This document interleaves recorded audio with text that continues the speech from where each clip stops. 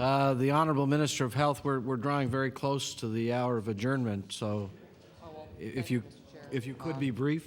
I could be brief, yes. Thank you, Mr. Chair. I'll have to double check on that for the member opposite, but it would seem to me that we need the kind of accountability measures in place that would apply to a family member or a non-family member. He's quite right. Any system is open to abuse.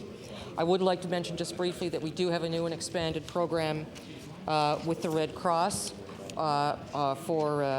it's a loan, it's an equipment loan program for some of the kinds of supports that are needed for people who are being looked after at home. And this is one thing that we are moving on. Thank you, Mr. Chair. The Honourable Government House Leader. The committee to now rise, report progress, and beg leave to sit again on a future day.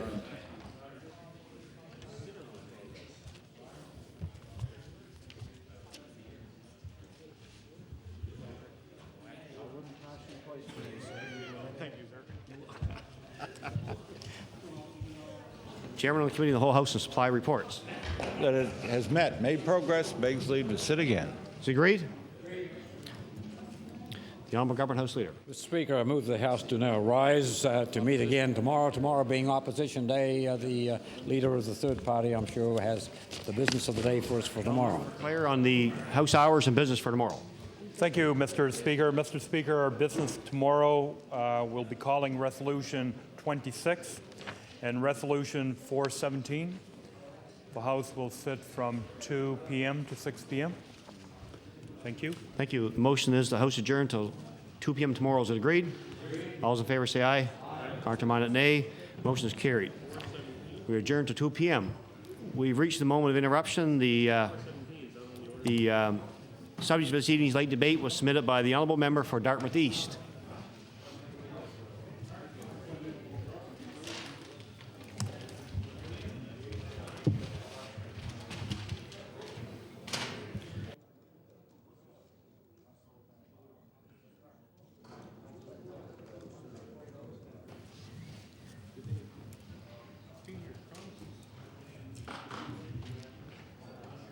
The Honourable Member for Cape Breton West. Thank you, Mr. Speaker. Mr. Speaker, I'm pleased to rise and speak on this particular resolution that we have before the House here this evening. Obviously, it's in part response to the announcement that was made by the Minister in the last several days with regards to nursing home costs and how the government purports to deal with the ever-increasing burden on government as it pertains to nursing home costs. The Minister of Health, Mr. Speaker, has laid out what is generally considered to be a four-year plan whereby the government would assume 100% of the cost, the healthcare cost component for seniors living in nursing homes. Well, at the outset, Mr. Speaker, one would think that that was a fairly good plan to have. But the reality, Mr. Speaker, is when you look at the detail of what the Minister has proposed, we find that there's substantively little detail for us to determine as to whether we are going to be receiving good value for the taxpayers' dollars, whether in fact seniors will in fact benefit at the end of the day, and whether all those individual Nova Scotians who will someday find themselves perhaps entering into a nursing home will in fact be protected as the government says that it will protect one from the taking of their assets and resources that they've spent their entire lives saving for.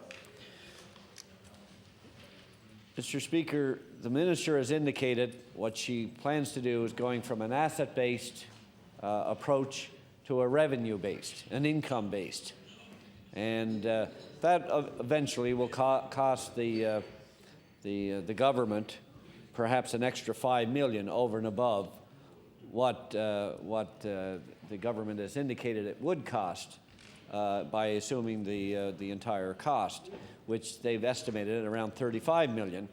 And so that additional $5 million would be put on top of that, which would bring it up to around $40 million by switching from the asset-based to the income-based.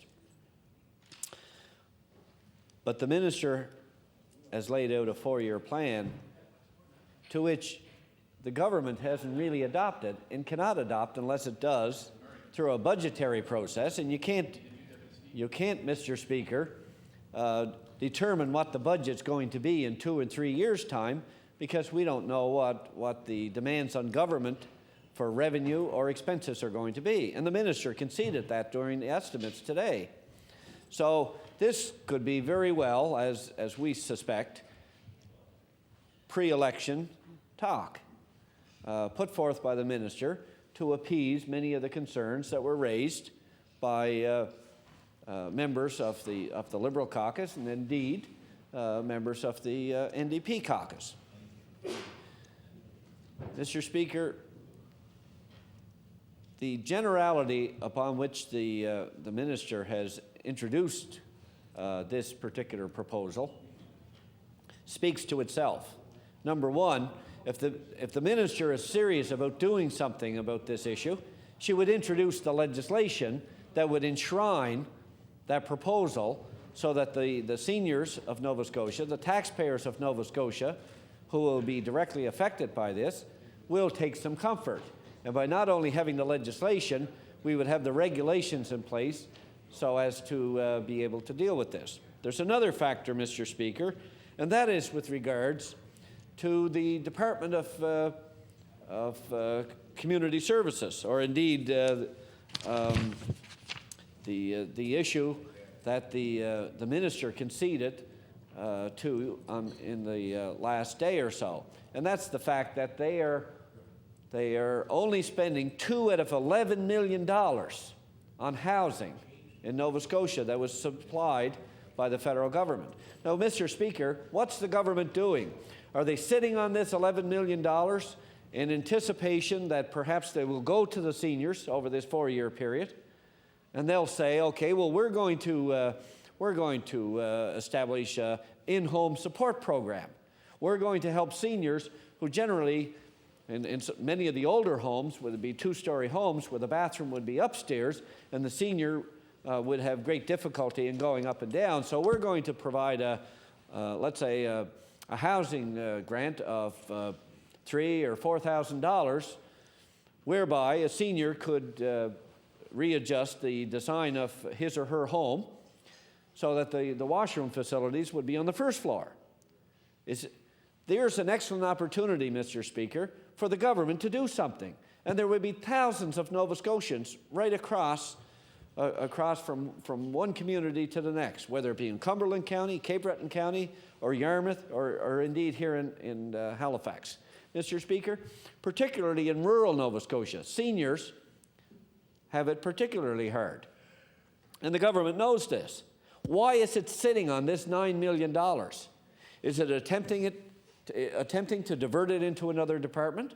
Or is it in fact just sitting on it for political gain in hopes of securing some support from the seniors? Another issue, Mr. Speaker, is the fact that the minister responsible for this particular issue, the Minister of Health, is indeed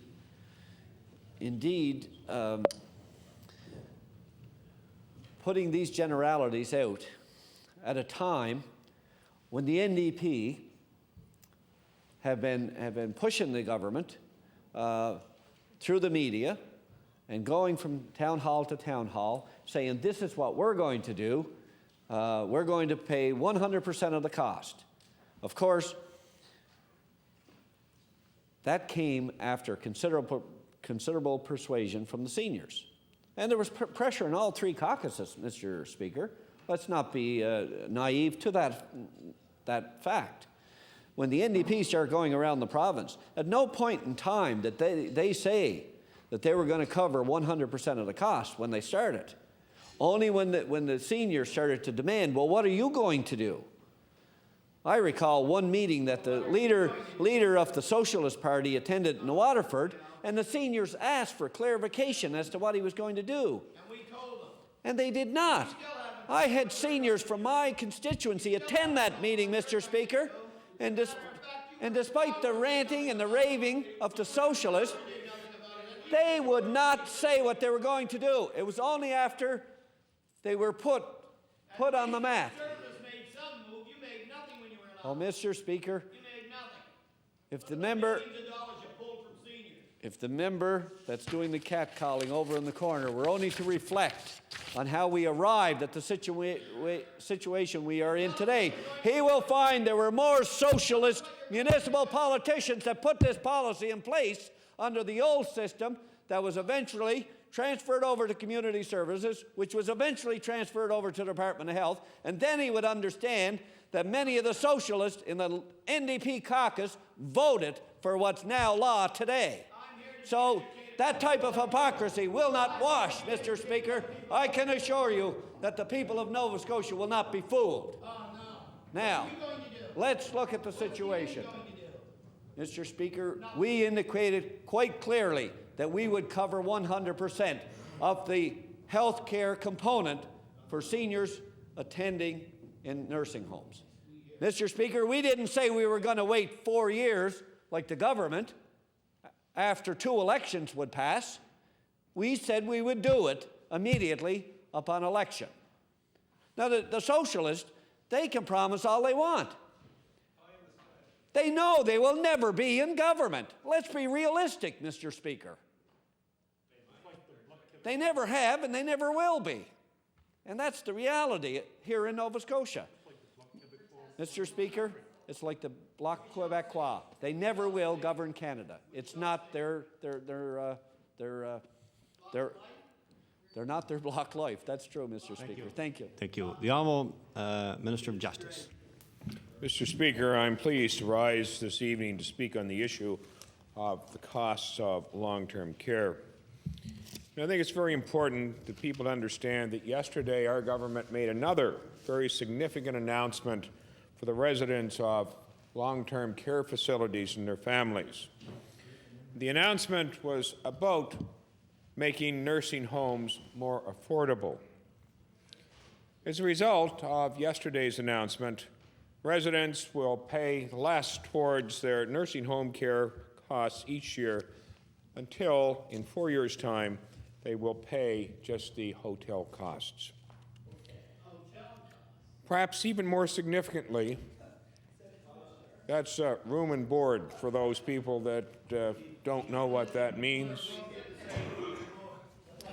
Perhaps even more significantly, when that time comes, the residents in long-term care facilities in Nova Scotia will be the only residents in those facilities in Atlantic Canada who will be using cash flow when their financial contribution is being calculated. Mr. Speaker, it's important to know that despite the significance of yesterday's announcement, that was simply another step in an overall plan that began when we assumed office 3.5 years ago. Our commitment to seniors and residents, other residents of nursing homes, began in 1999. And I must say, while one party seems focused simply on affordability, the approach that our government has taken has been founded on 3 principles. First of all is quality. Second is access. And the third is affordability. Let me begin with quality. Between 1999 and 2002, the long-term care budget in this province increased by $56 million. This is enabling homes to spend in ways that enhance the quality of care.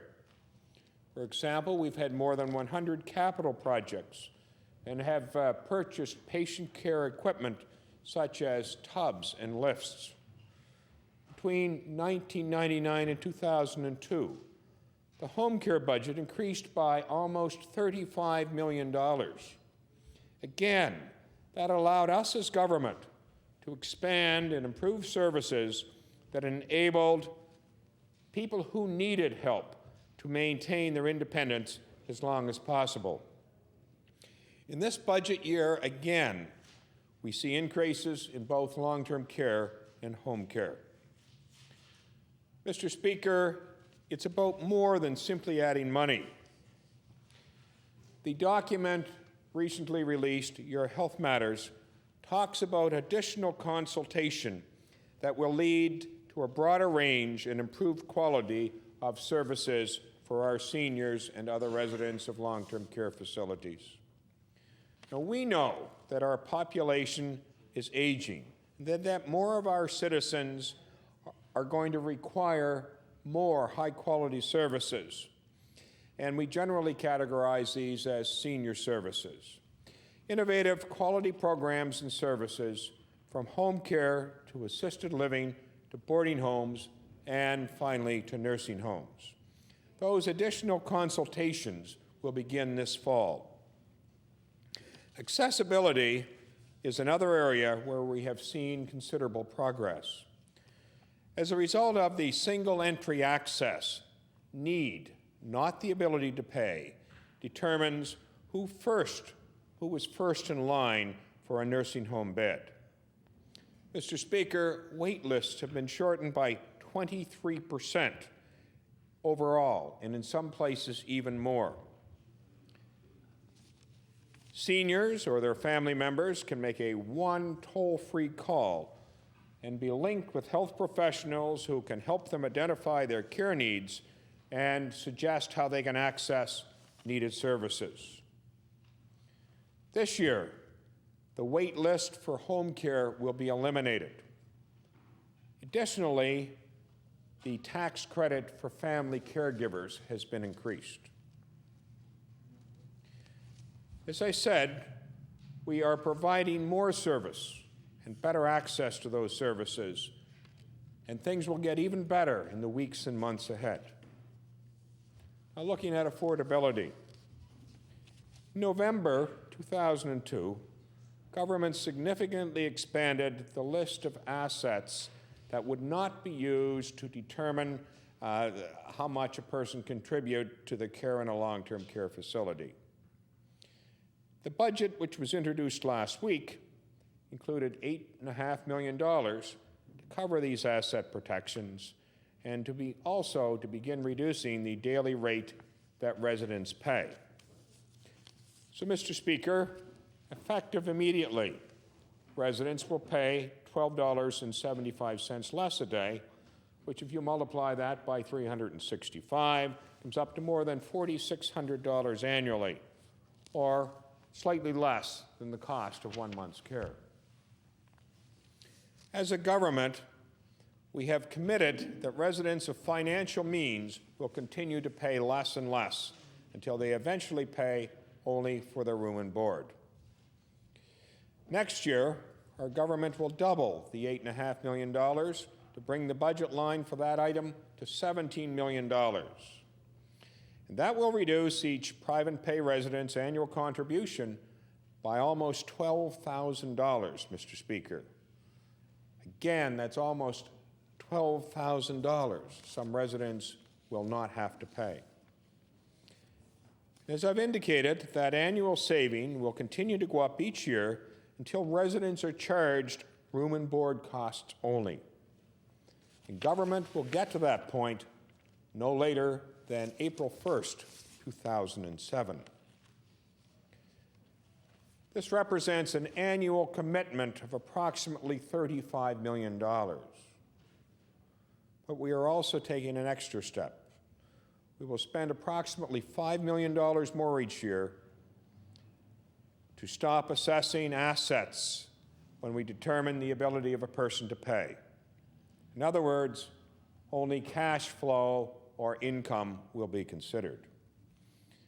Staff spent considerable time looking at a range of options. The principle of considering income only has been a government goal for 4 years.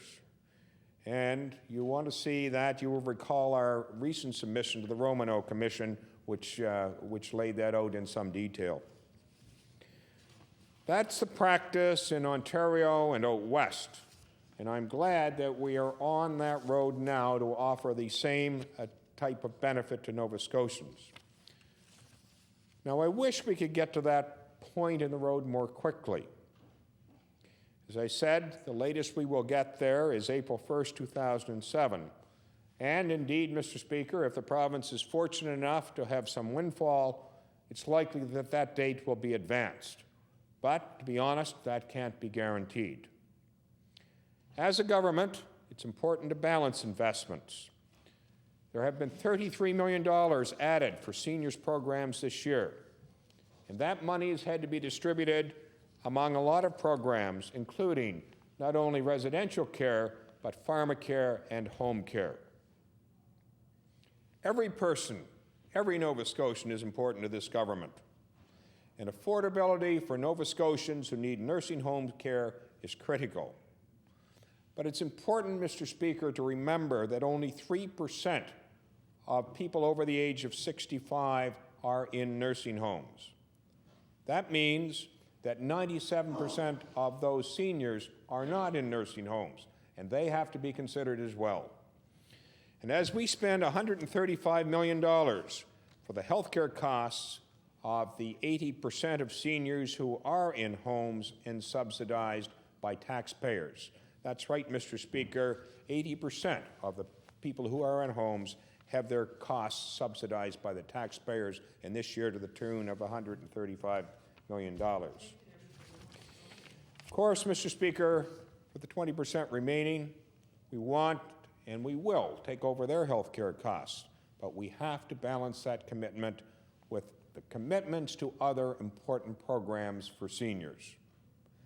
You have to balance affordability with quality and accessibility, Mr. Speaker, and that has been the principles upon which this government has acted for the last 3.5 years, and we continue to do so in the future. Thank you very much. Now, member for Halifax Needham. Thank you very much, Mr. Speaker. Mr. Speaker, who was that masked man who just spoke?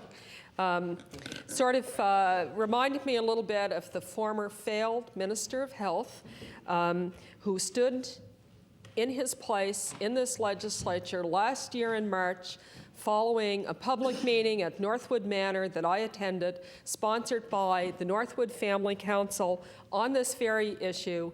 And that Minister of Health at that time basically said his government had no time for this issue whatsoever, that seniors were just putting their hands out, looking for a handout.